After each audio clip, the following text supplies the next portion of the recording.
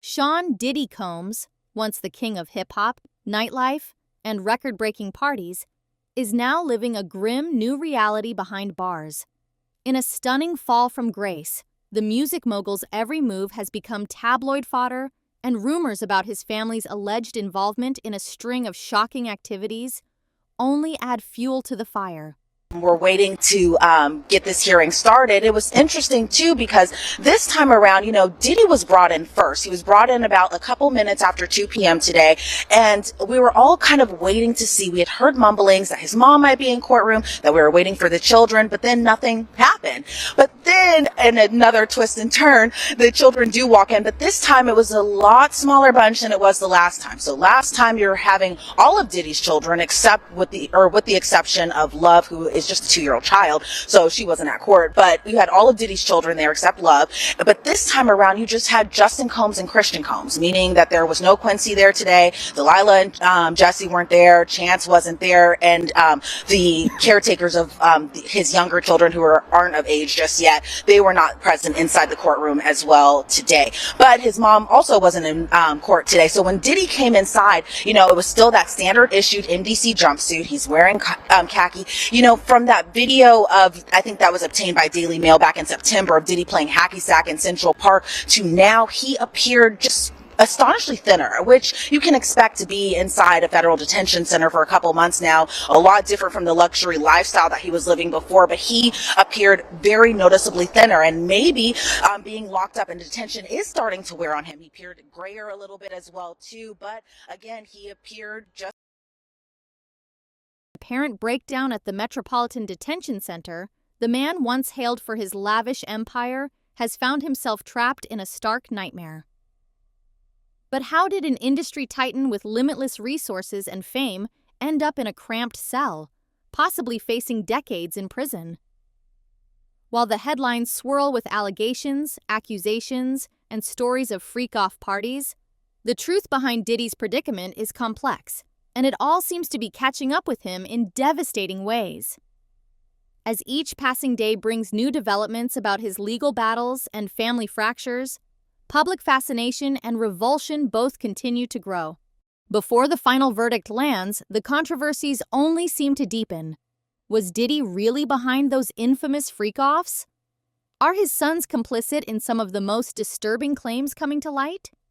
And how does the once unstoppable mogul cope in a place where A-list status means nothing, and survival is a daily question mark? Let's uncover the latest twists and turns behind Diddy's downfall, tracing everything from prison rumors to alleged family betrayals. When word first broke that Diddy was being held in a federal detention center, fans and critics alike were stunned. MDC, Metropolitan Detention Center, in Brooklyn is no 5-star resort. In fact, it's notorious for harsh conditions, violence, and minimal privacy. The moment Diddy's private jet touched down for the last time, after surrendering his passport and being taken into custody, his entire life transformed. According to several insiders, Diddy has lost a significant amount of weight. Visibly thinner, more subdued, and reportedly looking gray around the edges, he's almost unrecognizable from the flashy artist who once threw million-dollar parties. Allegedly, the facility's poor nutrition, combined with the stress of being locked up, has rapidly chipped away at his health. Prison sources claim it's not just about the meager meals, but the emotional toll. A man used to constant attention and control now has to follow someone else's rules, 24/7. Cells at MDC are cramped, often crowded, and definitely not designed for comfort. Even inmates who have done time in multiple facilities say it's among the toughest places to await trial. Lights go on at dawn, the environment is damp in winter and scorching in summer, and inmates have described everything from inadequate heating to widespread rodent infestations. For Diddy, it's a harsh wake-up call. No entourage, no special privileges, just endless hours of isolation and tension. Rumors soon circulated that Diddy had an early mental breakdown upon arrival. Guards allegedly found him in tears, begging to be relocated, or even simply allowed an extra phone call. It's said that after a particularly hard night, he asked to see a medical professional, fearing he couldn't handle the psychological strain. Though his lawyers reportedly tried to argue that these conditions were unfit for someone of his stature, the judge showed no sympathy. For many celebrities in legal trouble, family appears in full force for court dates, offering moral support and standing by the defendant's side. Initially, that seemed to be the case for Diddy too. But as his bail hearings progressed, a noticeable rift began to form.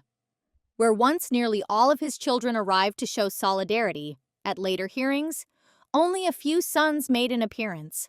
Witnesses in the courtroom noted that Christian Combs, often referred to as King Combs, and Justin Combs appeared together, somewhat subdued, as they sat through the lengthy proceedings. Neither looked pleased to be there. Reporters outside the courthouse peppered them with questions, but they both remained tight-lipped, fueling speculation that there might be more to their presence than simple fatherly support. Their siblings, meanwhile, were conspicuously absent. Even Diddy's mother, who used to be a prominent figure at various events, was nowhere to be seen. Some insiders suggest that the family is deliberately avoiding media attention because the allegations swirling around Diddy have grown darker. Others claim it's a strategic move on the legal team's part.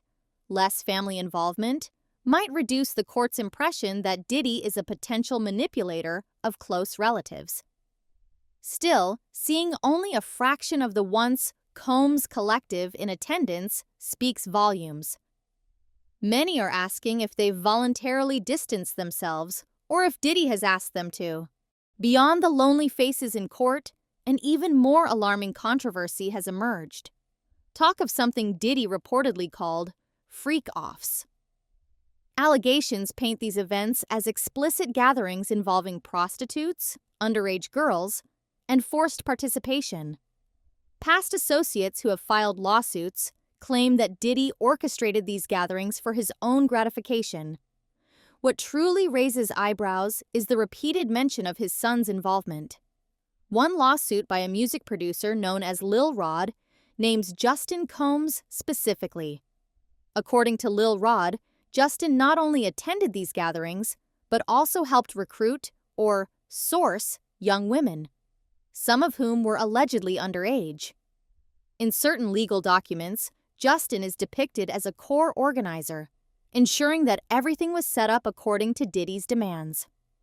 Meanwhile, Christian, King Combs, is accused in a separate lawsuit of assault, with claims that Diddy facilitated or encouraged harmful behavior during a yacht party.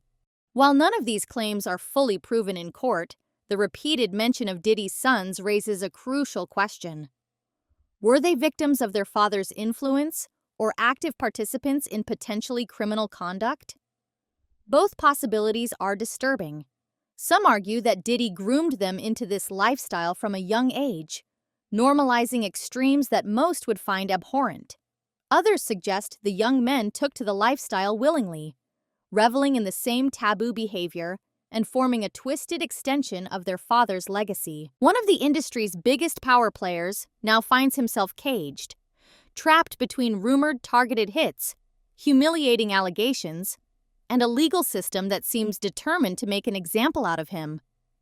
The once lavish lifestyle that Diddy cultivated, complete with penthouse suites, exclusive nightclubs, and VIP seats at every major cultural event, has been replaced by the clang of cell doors and the constant hum of fluorescent lights. Meanwhile, the fractures in his family life loom large. Sons who once proudly flaunted their father's name are entangled in lawsuits, accused of continuing the dark legacy he may have set. A mother whose closeness has sparked widespread gossip remains conspicuously absent from the courtroom. Quincy, the adopted son, stands at the periphery of rumors about grooming, and the faint chance of a normal life beyond bars grows slimmer each time a judge denies Diddy's release. As the legal battles continue to mount, spectators can't help but wonder, are there deeper secrets yet to be unearthed? Will the next shocking revelation center around one of his children, or perhaps even more hidden videotapes? The boundaries of rumor and reality are blurred in a case so sensational and complex, leaving everyone to question which version of Diddy, if any, will emerge at the end of this ordeal.